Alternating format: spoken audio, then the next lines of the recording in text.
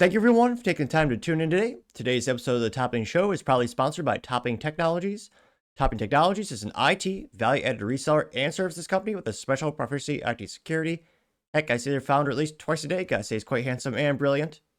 Ease me, see that's a joke. If you're an IT leader or a business owner, reach out to the team at sales@toppingtechnologies.com. Also, still giving away a free flamethrower with every IT purchase with Picatinny rail adapter, so you can mount it to any standard AR-15 like all awesome accessories can be. Go to toppingtechnologies.com and click the flamethrower button to learn more and see me shooting a flamethrower. And lastly, trying to get to 5,000 subscribers by the end of the month, so if you can click that button and tell your friends, I would greatly appreciate it. Now going over to the business part of the podcast, you have driverless semi-trucks now roaming around in Texas. What could go wrong? Now this is brought to us thanks to Jay over at Car and Driver. He says, quote, driverless trucks are now hauling freight in Texas. A company by the name of Aurora Innovation launches commercial runs between Dallas and Houston, but the competition is not that far behind the race in automating the trucking industry. Then you can see that ginormous semi-truck right next to, was it Cadillac CTS? Around 2012 era.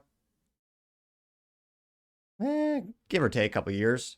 It's not the fun one. It's not the CT4 or CT5V Blackwing series, which are awesome because, you know, they're basically track toys and have a 50% take rate for stick shifts, but I partially digress. Now, they say, quote, Aurora Innovation launches autonomous trucks operations in Texas with SAE Level 4 tech, similar to robo-taxis hauling freight between Dallas and Houston. The 18-wheeler autonomous trucks now operate without a safety driver in the cab, which they say is an important step for autonomous trucking development, as well as taking over the human race. I'm kidding, I added that last part. I'm sure you could trust Skynet. Technology never turns against us. Or will it? Now, they also say several companies are focusing on autonomous trucking efforts in Texas and the Southwest in an effort to automate truck routes. Earlier this month, Aurora Innovation kicked off driverless operations in Texas, starting out that route between Dallas and Houston for commercial customers. They note that the SAE Level 4 trucks operating without a safety driver in the cab have been making a 250-mile route that has been the main focus for quite a bit of testing for several autonomous truck developers, many of which have been getting driverless trucks infrastructure ready. They say that getting to this point took years of research and plenty of on-road testing in environments open and closed to regular traffic, with Aurora Innovation achieving a successful round of validation testing. In fact, years of supervised testing, Aurora has already seen 10,000 customer loads delivered by prototypes spanning 3 million miles, which, not too shabby. They note that Aurora's first commercial customers are Uber Freight and Hiribash Motor Lines, which both have collaborated with Level 4 developer with prior supervised test. Hiribash focuses on temperature and time-sensitive freight, and like others in the industry, prides reliability and safety in a time where there's a driver shortage and other equipment-related pressures. Richard Stocking, the CEO of Hiribashi Motor Lines, noted, quote, transforming an old school industry like trucking is never easy, but we can't ignore the safe and efficiency benefits this technology can deliver. He continued saying autonomous trucks aren't just going to help grow our business, they're also going to give our drivers... I'm sorry, I couldn't say this without laughing. He says, with a straight face, somehow, he says, they're also going to give our drivers better lives by handling the lengthier and less desirable routes, unquote. Yeah, that's a nice way of saying they won't have those jobs. It'll make their lives better by not having that opportunity exist. Spoiler, if you talk to a trucker, and I've been privileged to know a couple in my life, they love the long routes, especially if it's just a long straight line, because they are paid per mile. They don't want to do the short stuff. They don't get, it's all about the long distance. Everything adds up in the aggregate. The biggest metric for a trucker when they're looking at new gigs or, a new opportunity is what's the pay rate per mile. And this guy is saying, oh yeah, no one wants those long routes. I can assure you they do. Now, they say that the busy Dallas to Houston route between warehouses is merely the first that Aurora plans to automate this year, with plans to expand driverless trucks in Phoenix and El Paso later this year. See here. Show the interior of one of these trucks. And of course, it has automatic transmission. Ugh. It's also a robot, so, probably doesn't care. Now, they say, and Aurora isn't alone in focusing on the vast trucking routes in American Southwest that have made this part of the country a critical setting for SAE Level 4 truck innovation. They say that entire specialized hubs are being planned and built in various autonomous truck developers nestled in Texas.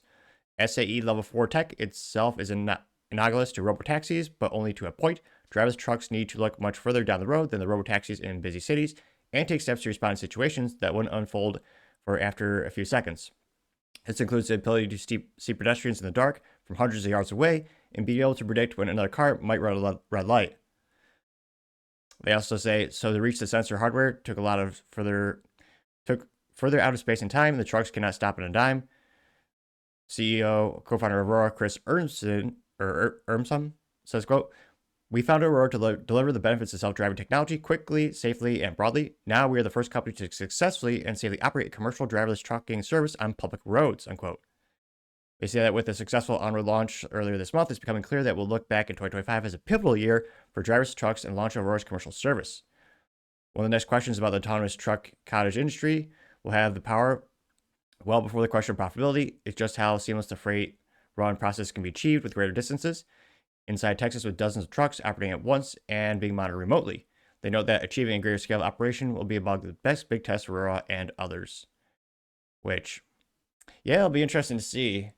And again, that is another industry issue. Is there's a big lack of truckers right now, and there's big gap. And while we might import damn near everything from China, or as Trump would say, China, at the end of the day, it gets to us because, thankfully, because of a semi-truck. So it'll be interesting to see. And again, long term, this will, I think, I would say, dramatically decrease the cost for delivery, which again is also a big, vector in terms of the cost to get the food and then all the stuff onto the store shelves. The only question is, how many new jobs will be created by this? Obviously, software, new hardware needed for these trucks. As you can see, they have additional sensors and doodads and whiz bangs on the truck bolted on. I'm only partially kidding with the vernacular, but I do wonder, does the average person nowadays, do they really care if autonomous vehicles are on the road with them? I mean, as is, I'm already pretty concerned when I'm next to a semi-truck because, semi-truck is quite big and I have a small little itty-bitty little Honda Civic Si. So I usually do what I can to get away from them as soon as possible. But let me know your thoughts, because as always, be fascinated to hear what you have to say.